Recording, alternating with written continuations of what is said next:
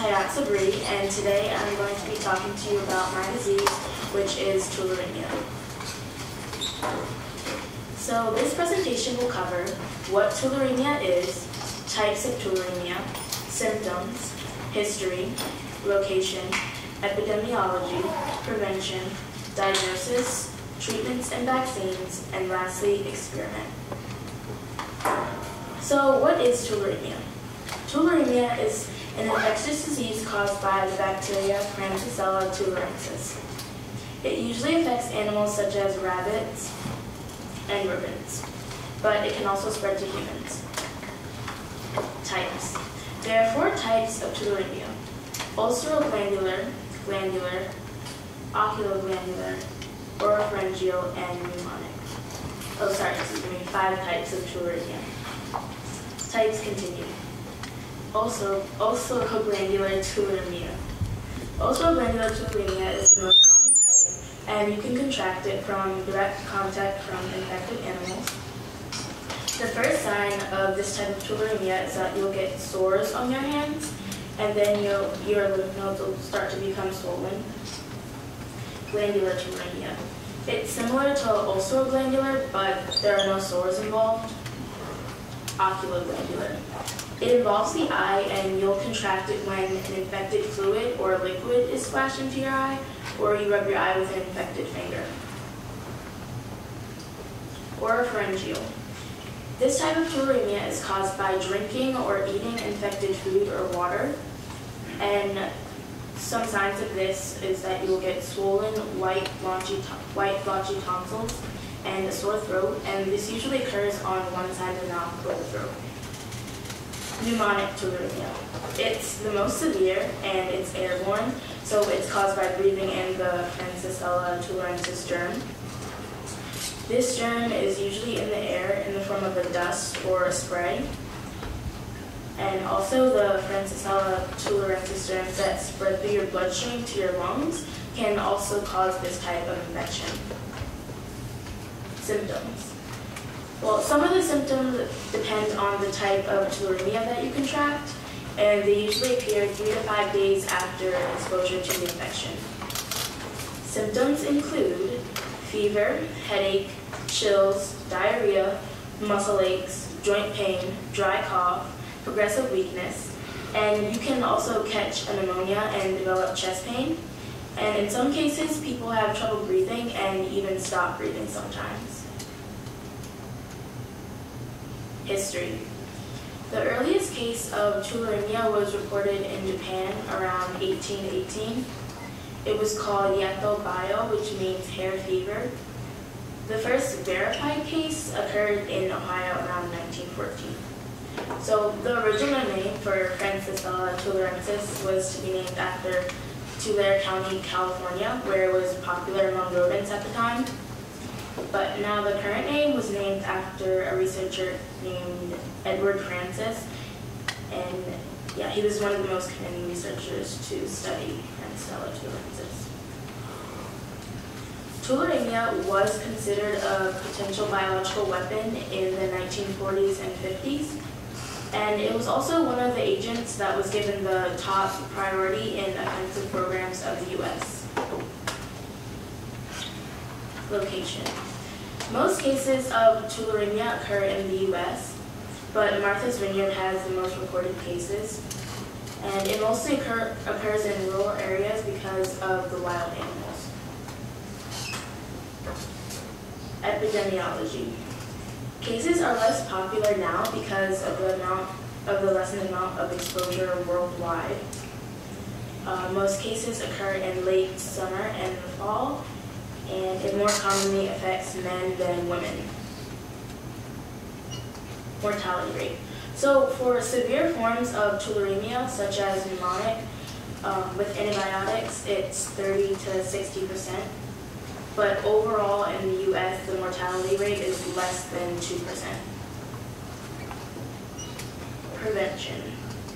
So there are many ways to attempt to prevent tularemia. So when you're camping, you want to use bug spray and wear long clothing to protect from ticks. And ticks are some of the insects that can also carry the Tularemia infection.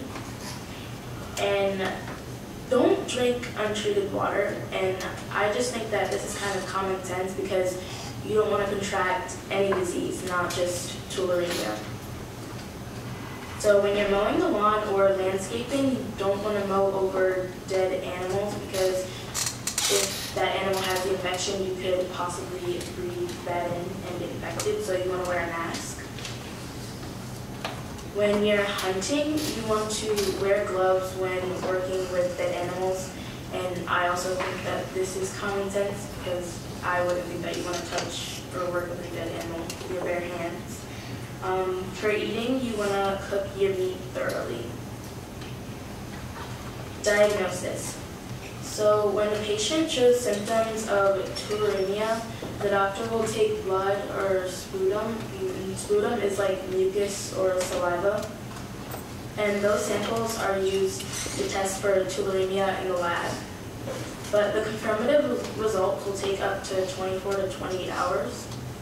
And the patient may be treated before the results come back based on the severity of the symptoms and the type of symptoms they have.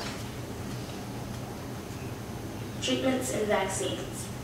So the LVS vaccine is delivered through scarification, but it doesn't fully protect against tularemia, but it does lessen the severity of the symptoms in ulceroglandular tularemia. And I'm not actually sure why that is in that type of tularemia. Experiment. So the background of the experiment is that, like I explained previously, the LVS vaccine already exists, but it's only partially effective. And the experiment took place in Rhode Island in 2007. Objective. The objective of the experiment was to see if the Tulivax vaccine would be fully protective against tularemia. Hypothesis. When administered prior to infection with the disease, the Tulivax vaccine will prove to be effective in preventing tularemia. Materials. So the blood of previously infected patients was sent over from the Martha's Vineyard Hospital, and they were humanized mice, the Tulivax vaccine, the placebo effect vaccine, and the lethal dose of Francisella tularensis bacteria. And just in case you didn't know what the placebo effect vaccine is, for example, say if I give you some medicine, it wouldn't be the actual medicine, it's fake, but I'm telling you that it is to trick you into thinking that it will work. So the procedure. The blood of the previously infected patients was sent over for testing, and there were two groups of humanized mice. The first group was given the placebo vaccine and bacteria, and the second group was given the Tulivax vaccine and bacteria, and over a period of time, the mice were observed. Results of the experiment. 95% of previously infected patients' blood demonstrated great responses to the Tulivax vaccine, and all mice given the placebo effect vaccine died when exposed to Francisella tularensis. But on a better note, the majority of the mice given the Tulivax vaccine survived. So here are my citations, and thank you.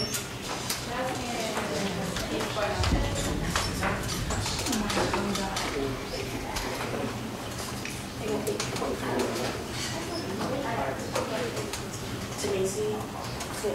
In your experiment, you that mice were humanized?